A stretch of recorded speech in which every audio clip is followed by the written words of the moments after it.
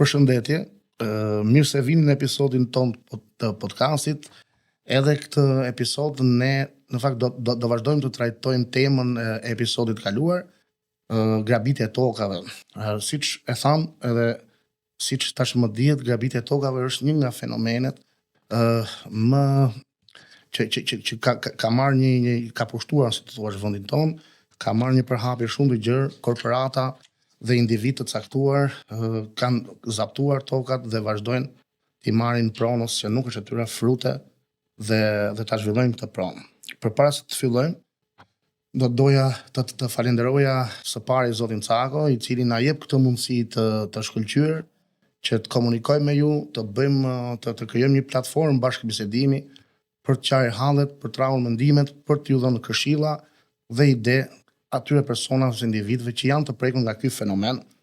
Së dyti dua të falenderoj të gjithë personat që kanë marrë guximin dhe kanë shkruar në numrin ton telefonit, duke i kërkuar ndjes atyre që ja kemi kthyer përgjigjen pak me vonesë, kjo për shkak edhe të ngarkesës. Gjithashtu do të kërkoja nga të gjithë ato që kanë interes për këtë temë, që kanë probleme të tilla, të ngjashme, të mos ngurojnë, të bashkëpunojnë me ne. Ne jemi duke krijuar, siç e thash, një platformë bashkëbisedimi me qytetarët, me individët që janë të prekur nga këto halle, nga këto probleme. Dhe grupimi ose mbështetja juaj duke na telefonuar, duke marrë pjesë në këtë temë, do ishte me të vërtet një ndihmë për ne, por për gjithë qytetarët dhe individët e tjerë. Se duke u bashkuar, vetëm kështu mund të ndjekim rrugët ligjore të sakta, të duhura, dhe mund të kërkojmë që të rregullohet kuadri ligjor, të bëhet një kuadër ligjor që t'i vijë në ndihmë të gjithë pronarëve ose ish pronarëve që nuk e kanë marrë dhe nuk e gëzojnë akoma pronën e tyre. Gjithashtu do ta ritheksoj edhe një herë që ne jemi këtu për t'ju ardhur në ndihmë me këshilla, ide e të tjera, pa falas, pa asnjë pagesë. Ndaj mos nguroni të klikoni të bëni subscribe në programin ton Okult me Avokatin. Duke u kthyer temës edhe një herë, siç e thash, pa ta shkruar në numrin ton, e drejta e pronës është një nga të drejtat kryesore është një nga të drejtat kryesore në një rend demokratik. E drejta e pronës ton në vendin ton mori pak zhvillim gjatë viteve 1993, pas vitit 90, pra 1993, kur u rregullua dhe kuadri ligjor, ndryshimet që u bën në kushtetut. Por megjithatë, edhe pse u bën disa përpjekje, ose të themi tash e quajtura përpjekje, për të rregulluar kuadrin ligjor, përsëri kjo e drejtë vazhdon të cënohet, vazhdon të mohohet, vazhdon të jetë e cënuar në forma nga më të ndryshme, siç e kemi thënë gjatë gjithë episodeve tona në këtë podcast lidhur me pronën, por edhe në episodin e kaluar. Sidomos personat që janë të prekur individ që kanë pasur pasuri, nuk e po e gëzojnë atë pasuri, janë ende në përgjigje, vazhdojnë të ende në përgjigje dhe kanë në duar vetëm letra dhe sorollatjen ligjore. Për këtë arsye ne kemi marrë si angazhim të themelojmë këtë nisëm për t'u informuar, mobilizuar dhe bashkuar ata, siç e tham, të janë të prekur nga ky fenomen. Ky është vetëm fillimi, ne do kërkojmë të marrim edhe nisma ligjore për sa i përket kuadrit ligjor që të rregullojmë sadopak të jetë e mundur këtë legjislacionin për t'i ardhur ndihmë ish pronarëve. Radhës që kaloi, folëm disa episode shumë të rëndësishme që vërtet kanë lënë gjurmë në vendin tonë ose në të drejtën e pronës, në cënimin e pronës më saktë, siç ishte rasti Dhërmis, Jalës, por edhe i Kavajës, që zaptime masive, okupime masive, grabitje masive kanë ndodhur në këto vende. Sot do të sjellim një rast tjetër për të shkuar më vonë te një mundësi ligjore e të cilën e paraqet edhe gjykata e Strasburgut për gjithë individët që janë të prekur nga ky fenomen. Le të themi sot kemi sjellë sot para jush një rast po flagrant, si shumë raste të tjera. Rasti i grabitjes të pronave në Trajaz. Ky është shembull i qartë ku banorët e Trajazit janë përballur me një pushtim real të pasurive të tyre, që ky pushtim ka pasur pasoja në jetën e tyre të përditshme dhe në vendin ku ato jetojnë, në të drejtën ka cënuar dhe të drejtën e pronës të këtyre personave. Ata banorët e Trajgjatit pra ndodhen përpara një situate ku autoritetet dhe shteti u treguan të dobët si gjithmonë, të pasigurt për të marrë angazhime për të mbrojtur banorët nga ky zaptim. Madje nëse do ta kemi vënë re në të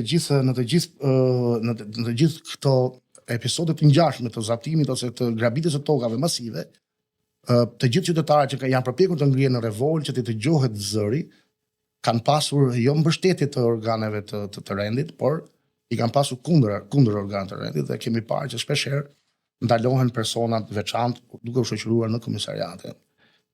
Në këtë rast, banorët u ngritën edhe në këtë rast, ngritën zërin përmes protestave, ankesave, duke kërkuar të rikthehet toka tyre. Megjithatë, ende sot e kësaj dite, ato banorë nuk kanë gjetur një zgjidhje për sa i përket këtij zaptimi dhe këtij grabitjes të tokave. Po ashtu ka pasur raste të tjera të ngjashme, siç e tham në Bregdetin shqiptar, në shumë zona. Por kemi edhe një rast tjetër flagrant të grabitjeve të tokave në malin e Dajtit, pra në parkun kombëtar të Dajtit, i vendosur në fakt 26 kilometra në lindje Tiranës. Këtu kryesisht kemi zaptimin ose cënimin e të drejtës së pronës në disa fshatra, sidomos në fshatin Prisk, që është një vend, një fshat i vendosur pra në malin e Dajtit, kur edhe pse kanë kaluar 35 vite nga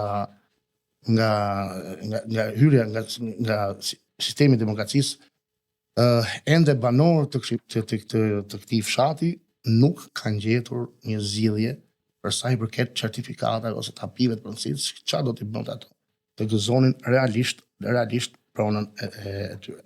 Por edhe në parkun kombëtar të Dajtit, i cili është një atraksion turistik me shumë vlera për vendin tonë, kemi ndërhyrje, kemi zaptime dhe kemi individ ose korporata të cilët kanë ndërtuar për interesa vetjake. Por cila është një nisëm ose rrugëzidhja për momentin, një rrugëzidhje e cila ka dhënë disa raste pozitive, ka dhënë shenja të mira për gjithë personat që janë dëmtuar nga ky fenomen i grabitjes tokave.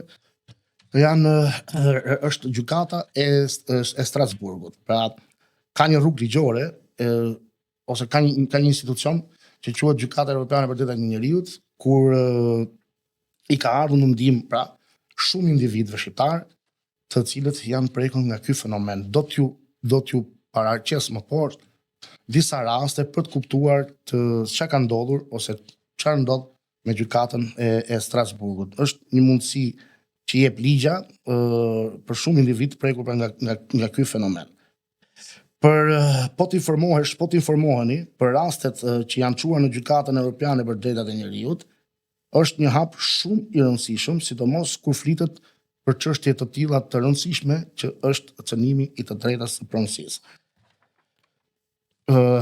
Rastet e trajtuara nga kjo gjykatë kanë treguar dhe mund të tregojnë në të ardhmen se çfarë standardesh ligjore duhet të respektohen për mbrojtjen e të drejtave të pronës dhe mund të ofrojnë një bazë ligjore për të kërkuar ndryshime të ligjes së kuadrit ligjor në Republikën në vendin tonë, në Republikën e Shqipërisë. Më poshtë do t'ju kemi shembullin pra është shërtuar në gjykatën e Strasburgut me kërkesë të zonjës Puto, pra rasti Puto kundër Shqipërisë, ku gjykata europiane kanë vendosur në favor të kërkuesit, pra të zonjës Puto, Manushaqe Putos. Na lejon ti përmendim edhe emrin sepse vendimi i Strasburgut është tash publik, domethënë është bërë publik. Ka vendosur në favor të kërkuesit për shkelje të drejtave të pronës. Ky rast ka ndihmuar për të nxitur më shumë diskutime për nevojat për të mbrojtur të drejtën e pronës në Shqipëri dhe ka treguar mangësinë e sistemit të drejtësisë në lidhje me mbrojtjen e pronës dhe të interesave të pronarëve të ligjshëm. Kemi një rast tjetër që i ka dhënë zgjidhje gjykata e Strasburgut, është çështja Ramaj kundër Shqipërisë. Në Gjykatën Evropiane për Drejtat e Njerëzit, Gjykata Evropiane për Drejtat e Njerëzit konstatoi se autoritetet shqiptare edhe në këtë rast kishin dështuar në regjistrimin e titullit të pronësisë për aplikantit, pavarësisht se kishin një vendim të gjykatës. Çka ka ndodhur në rastin e Ramës? Kemi pasur një pronar të ligjit, të cilit i është një sipërfaqe e konsiderueshme e pronës së tij, ishte zënë nga individ, ishte zënë pa leje, pa titull pronësie, ishte zaptuar, pra ishte grabitur dhe për pjesën e mbetur, zoti Ramaj ka pasur një vendim të gjykatës Fonës Prepra në vitin 2004. Por ky vendim nuk është marrë fare parasysh nga autoritetet shqiptare, përkundrazi kanë krijuar mbivendosje të tjera për të vështirësuar gëzimin e të drejtës së pronësisë nga Ramaj, edhe për atë pjesë të tokës që e kishte me vendim, dhe për shumë vite, ka ngaluar 20 ca vite, përveç rregullatës ligjore, zotëria nuk e fitoi kurrë të drejtën e tij, por çfarë u shpreh dhe çfarë i njohur të drejtë Gjykata Evropiane për Drejtat e Njerëzit. Kemi gjithashtu çështjen Gaba kundër Shqipërisë. Në çështjen Gaba kundër Shqipërisë, gjykata ka vendosur rrëzimin e vendimit 2006 për të kthyer kullotat. Malohet familjes kërkuesit e ka prishur pra vendimet dhe e ka njohur tokën të drejtën e pronësisë familjes Gaba. Dhe në këtë rast gjykata e Strasburgut ka shprehur se Shqipëria duhet të bëjë më shumë për të siguruar të drejtën e pronës, duhet të bëjë më shumë për sa i përket transparencës në lidhje me vendimet, me regjistrimin e vendimeve që duhet bëj ASHK-ja me vendimin e regjistrimeve pra të gjykatës. Vazhdimisht kemi shkelje të ligjës, vazhdimisht kemi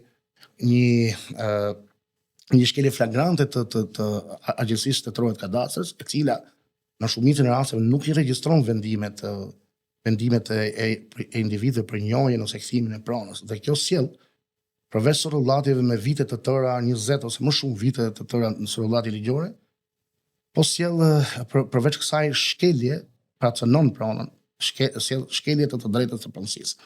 Por jo vetëm që grabisin pronën tonë, jo vetëm që të sorollasin me vite të tëra, por jo vetëm që dhunojnë këtë të drejtë, por individ ose korporata ose personat që marrin përsipër të tilla veprime, cënojnë në rënd edhe kushtetutën, në fakt shkelin edhe kushtetutën, të drejtat kushtetuese, e cila garanton me ligjin e kushtetutë të drejtën e pronës, garanton që pronari i ligjshëm duhet të gëzojë të qetësisht pronën e tij, duke e zhvilluar pronën private. Pra, ne sollëm edhe këto raste që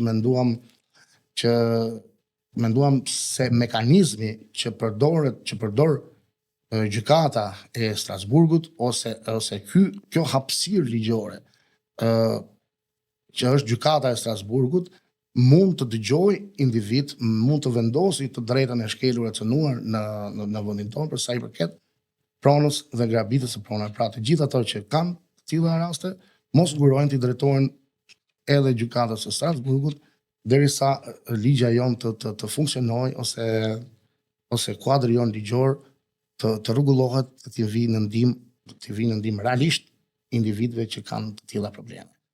Për sot ne këtë podcastin episodin për grabitjen e pronave do ta mbyllim, duke ju kërkuar edhe një herë që secili që ka të tilla probleme, mos ngurojë të na shkruajë, ne do t'i kthejmë përgjigje sapo të mundemi, duke u dhënë këshilla dhe mendime të vlefshme pa pagesë. Faleminderit për që na ndoqët dhe mirë u dëgjofshim në podcastin e radhës për sa i përket prona. Do të flasim sot për sa i përket temat që ne kemi në dispozicion për dëgjuesit. Kemi dy tema, kemi temat mbi pronësinë, mbi problemet që sjell pronësia, kemi edhe problemet e divorcit. Radhës i kaloi, duke qenë se ishim u zjatëm pak në temën grabitje e prona, ose është një temë shumë delikate, e vlerësuam dhe ne që të zgjatemi për këtë temë. Sot do të flasim pak për marrëdhëniet, për divorcin, marrëdhëniet e prindërve pas divorcit. Pra, sigurisht, divorci është një fenomen që prek, që ka ndikim, pra, që ka ndikim jo vetëm te prindërit që divorcohen, por ka ndikim në jetën e tyre, në të afërm të tyre, por sidomos edhe tek fëmijët. Duhet prindit, pra, ose të dy palët që divorcohen, duhet të marrin në role të reja në jetë, duhet të marrin në pozicione të reja. Ndonjëherë divorci mund t'i rregullojë jetën dikujt që ndoshta deri në atë momente ka vuajtur ose ka qenë në presion ose në dhunë, por në shumicën e rasteve divorci është një problem shumë i madh për tu përballuar. Ndarja mund sjell pra mundësi për secilin nga prindërit që të ndërtojnë jetë të tyre, por është e rëndësishme për fëmijët, e theksoj, është e rëndësishme për fëmijët të ruajnë marrëdhënie të qeta, marrëdhënie të mira mes prindërve të divorcuar, sepse pjesa e pas divorcit është tepër e rëndësishme. Duhet që jo vetëm gjatë divorcit, por prindit që divorcohen, ta ruajnë këtë marrëdhënie për hir të fëmijëve, për hir të shëndetit mendor të fëmijëve, të ruajnë marrëdhënie të shkëlqyera midis tyre. Pasi divorcit, prindit mund të krijojnë marrëdhënie të reja, është e natyrshme, do krijojnë një jetë të re. Kjo mund të jetë një periudhë pasigurie për fëmijët.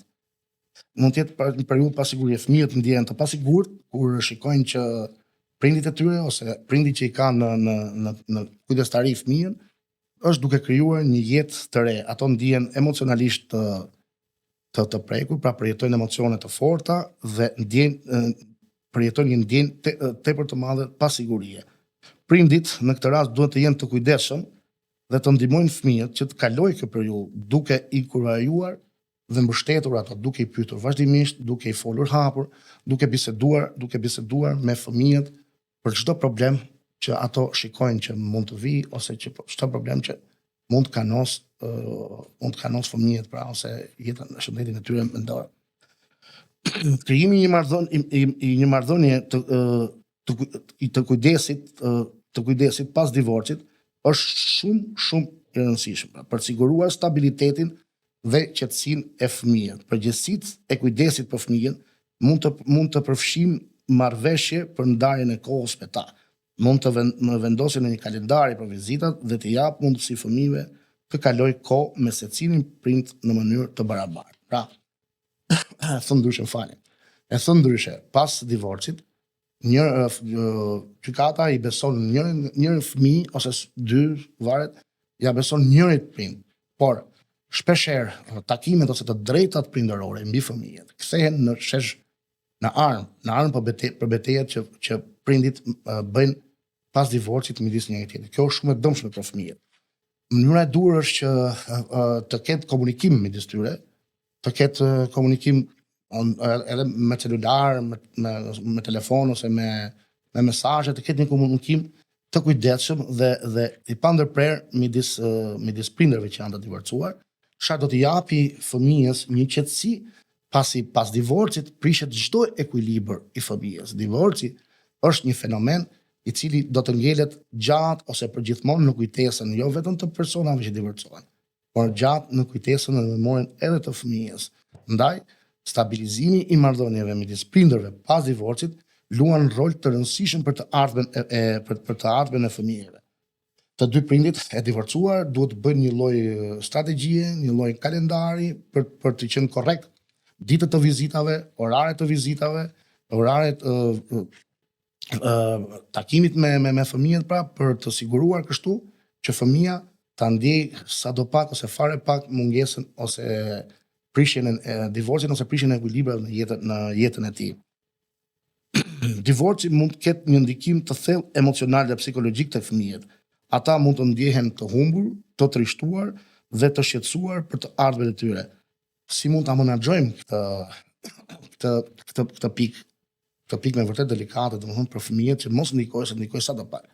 Ne njohim raste të pafund kur fëmijët ndjehen të braktisur pas divorcit, ndjehen të trishtuar, të humbur, dhe ndjehen të jo të motivuar për jetën. Kjo i bën ato të mbyllen në vetvete, bien në mësime, nuk marrin kontakt me shokët e me shoqit, pra e prishin dhe ekuilibrin e jetës që kanë pasur deri në ato momente. Është e nevojshme, pra, siç e thamë më përpara, që fëmijët, që prindit e divorcuar të flasin me fëmijët, ta inkurajojnë fëmijët të marrin pjesë në aktivitetet e tyre, të dy së bashku, nuk ka asgjë të keqe, sepse fundi e fundit fëmia është interesi më i lartë në çdo rend demokratik, në çdo vend të botës. Për fëmia interesi për fëmijën është interesi më madhor, më i lartë. Pra duhet të marrin pjesë bashkarisht në aktivitete, ta inkurajojnë fëmijën në kurse, duke i dhënë kështu atij një siguri që të mos ndihet i braktisur, të mos ndihet i pasigurt dhe i pavlefshëm për të ardhmen. Fëmijët mund të përjetojnë gjithashtu ndryshime në mënyrë se si shihen nga shoqëria. Siç është siç shikohet në një herë kur ose shumë herë në prindët e divorcuar, fëmijët që janë me prindët e divorcuar fillojnë të shikohen me një sy tjetër nga shoqëria. Shpesh ato bullizohen, denigrohen dhe kjo i dëmton ato emocionalisht, i dëmton madje shumë dhe mund të ngelen trauma që do përsëriten ose do jenë prezente tek këto fëmijë të jetën e tyre ose në një pjesë të madhe të jetës. Pra, është e rëndësishme çka po themi, çka po orientojmë, çka po ju këshillojmë. Është e rëndësishme marrëdhënie e mirë midis prindërve të divorcuar. Çfarë do të sjellë? Që fëmia mos përjetojë të tilla trauma ose të përjetojë në mënyrë sa më të minimizuar. Nuk do ndihet pra i vetmuar ose i ndarë nga shoqëria, ndihet sikur nuk është pjesë më, nuk i përket kësaj shoqërie dhe detyrimisht fillon të dëmtohet emocionalisht. Kam pasur një rast që është shqyrtuar në gjykat, gjatë divorcit, fëmia s'dolte të shkonte në shkollë, bënte kapriço, qante, një fëmijë 10 vjeç, dhe duke qenë se jetonte me të jëmën, në një moment i vuri kusht jëmës që mbas orës 9:30 nuk do merresh më me celularin, por do merresh vetëm me mua. Dhe mbaro punët e tha, mbaro çfarë ke, dhe në këtë orar do ta mbyllësh telefonin dhe do flasim bashkë, do merrem bashkë. Pra fëmijët e ndjejnë çdo gjë, edhe ajo që s'ekziston, ato janë të prirur që pas divorcit, pas prishjes të ekuilibrit, të mendojnë ndryshe, të gjykojnë ndryshe dhe të ndihen të lënë pas dore.